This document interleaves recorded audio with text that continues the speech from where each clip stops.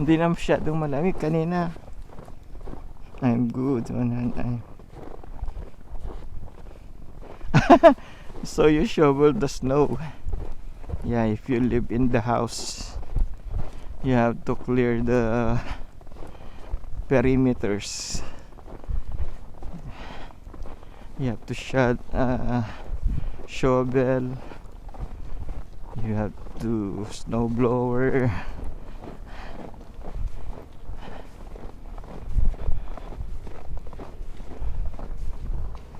Puno yung ano.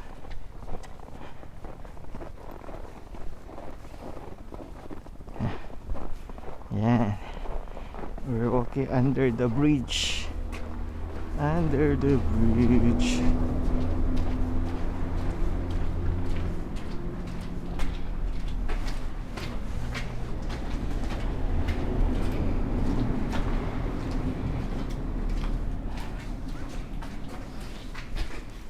Yeah.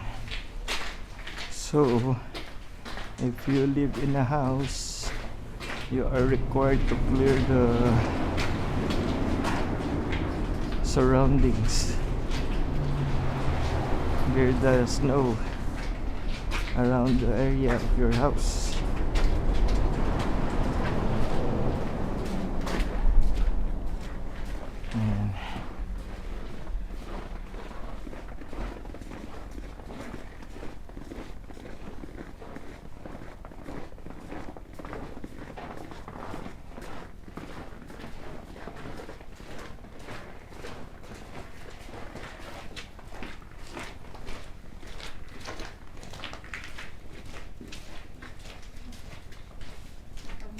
And kaya pa? Hindi na ako nilalamig. Kasi nainitan eh. Hindi ka nainitan. Yan lang yung sinasabi mo, nagpa-frostbite ka na. Wala ka nang maramdaman. Akala mo lang yun. Nagpa-frostbite ka na.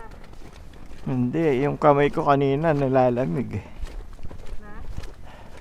Manhid ka na. Hanggang wala ka ng ano. Balik tayo dito? O, dyan lang sa gitna, karadaan. Pasada. Alright. Sa gitna. Stairs. Babalik ako doon sa gitna.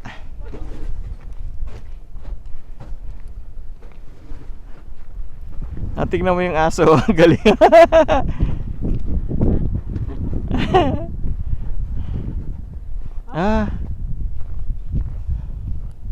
Exercise niya.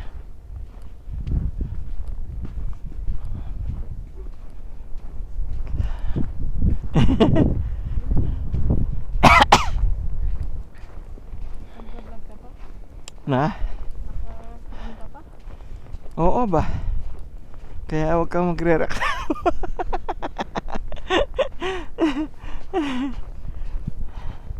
Balik tayo ulit doon sa snowman. Panoorin ko sa matumba. Oo. Pababangon din sa lang kamay mo. Buti tinayo ako nung neighbor natin.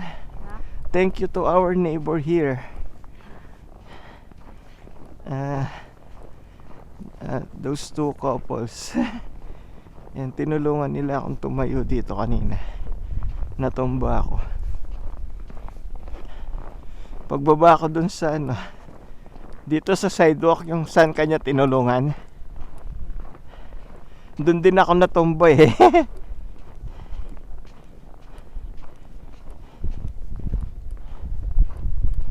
Ayan, dito siguro sila nakatira oh.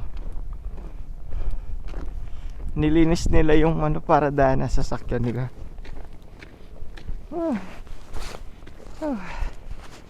Natakpan yung camera ko.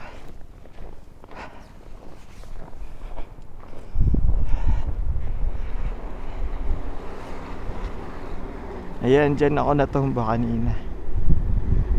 Ayan yung train.